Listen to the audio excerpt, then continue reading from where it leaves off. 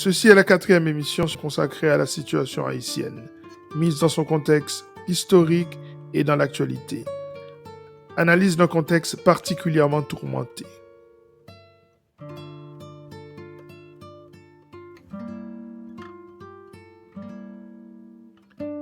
De 1915 à 1934, Haïti a été occupé par les Américains, qui ont pillé les réserves d'or de celui-ci via la National City Bank of New York. Les paysans ont été réduits à l'esclavage ou à la corvée, lorsqu'ils n'ont pas été tout simplement assassinés. Le peuple haïtien a été humilié. On lui envoyait les sudistes racistes qui n'étaient toujours pas sortis des méthodes de pendaison des Noirs dans les magnolias du Mississippi ou encore de l'Alabama. En plus, comme le remarquait l'activiste américain James Weldon Johnson, pas une école n'a été construite dans le pays pendant cette occupation américaine, alors que cela avait été le cas aux Philippines, en République dominicaine ou à Cuba, où les Américains avaient débarqué également. Il y avait donc une volonté manifeste d'humilier, de réprimer, d'abrutir et de précariser le peuple haïtien. Il ne s'agit pas de jouer aux victimes. Les faits sont formels. Il suffit de lire le rapport de James Weldon Johnson sous l'occupation. D'ailleurs, une émission sera consacrée à ce sujet. En attendant, n'oubliez pas de vous abonner à cette chaîne, de cocher la cloche de notification, afin de ne rien manquer de ces émissions et ses contenus sur la situation haïtienne. Haïti mise dans son système international, dans son contexte culturel et historique.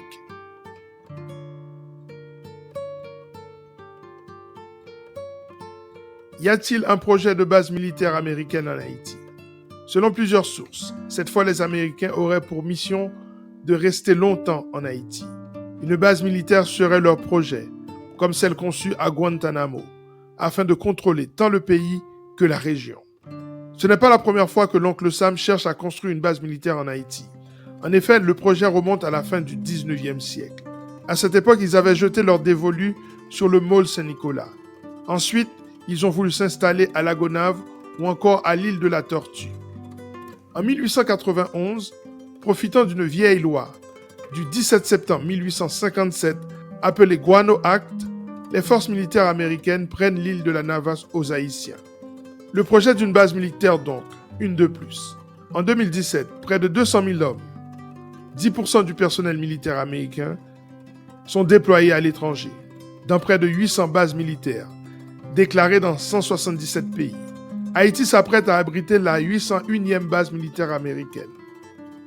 Les inquiétudes de Paul Wolfowitz sont loin de se vérifier, en dépit de l'illusion d'un hypothétique déclin de l'Empire américain. Encore une fois, si les Américains commencent à construire cette base militaire en Haïti, il sera difficile de nous expliquer que tout cela n'était qu'une coïncidence, que la mort de Jovenel Moïse n'a rien à voir avec tout cela, que le soutien à Ariel Henry n'a rien à voir avec tout ça, que la fédération et l'instrumentalisation des gangs n'a rien à voir avec tout cela.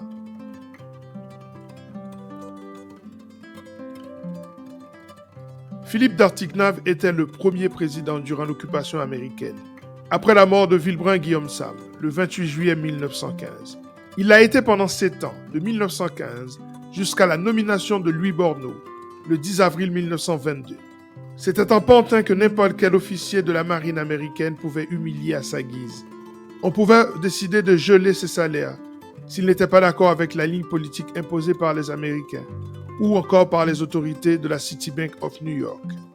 La question qui se pose aujourd'hui, qui sera le Dartignave de 2024?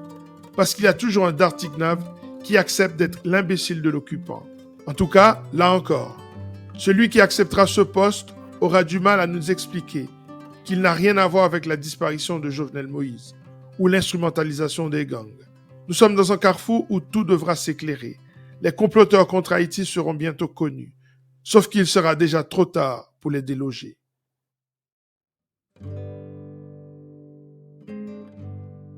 L'occupant qui vous méprise vous coupera la main au moindre incident.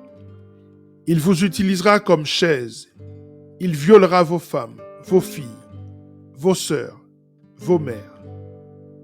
Mais surtout, rien ne dit qu'il pacifiera votre pays, sauf si cela arrange ses intérêts. Il sera trop tard, car cette fois-ci, j'ai l'impression que cette occupation sera longue, plus douloureuse, plus horrible. Et si un jour les forces d'occupation partent, leur base restera.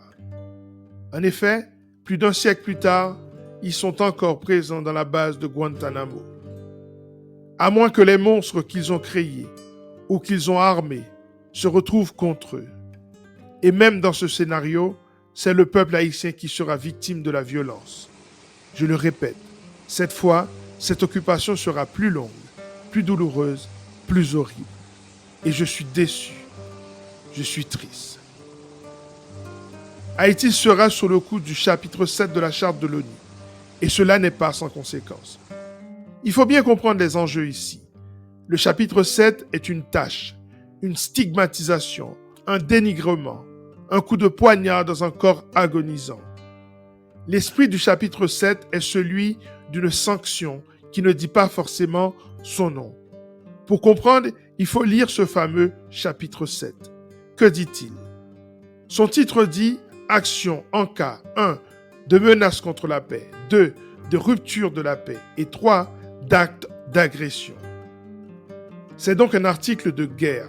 Si on parle de la paix et de la sécurité internationale, c'est qu'on se considère en guerre. Notamment l'article 41 de ce chapitre 7 qui prévoit des mesures comme l'interruption complète ou partielle des relations économiques et des communications ferroviaires, maritimes, aériennes, postales, télégraphiques, radioélectriques et des autres moyens de communication, ainsi que la rupture des relations internationales. Le chapitre 7 et ses 13 articles sont dans la description de cette vidéo si vous voulez les lire. Cela signifie que le pays sera mis sur une liste noire, sans possibilité de bénéficier d'investissement. C'était déjà le chapitre 7 en 2004. Et pour pouvoir l'appliquer, il faut que la situation soit chaotique en Haïti. Il faut qu'on crie au cannibalisme en Haïti. En 2004, Haïti possédait 7000 élus. Aujourd'hui, il n'y en a aucun. Depuis 2004, il n'y a plus eu aucune élection libre en Haïti. Depuis 2016, il n'y a plus eu d'élection tout court. Haïti a pris un virage dangereux. Aujourd'hui, plus que jamais, nous avons besoin de leaders estampillés patriotes. Nous ne devons pas tous être des leaders politiques. Nous pouvons être des leaders médiatiques, soucieux de l'intégration de l'information et de l'analyse. Nous pouvons être des leaders sociaux, technologiques, économiques. Nous pouvons être des leaders culturels. Ceux d'Haïti et d'ailleurs doivent se demander ce qu'ils peuvent apporter à Haïti, chacun à son petit niveau. Parce que si nous ne faisons rien, Haïti pourrait tout simplement disparaître.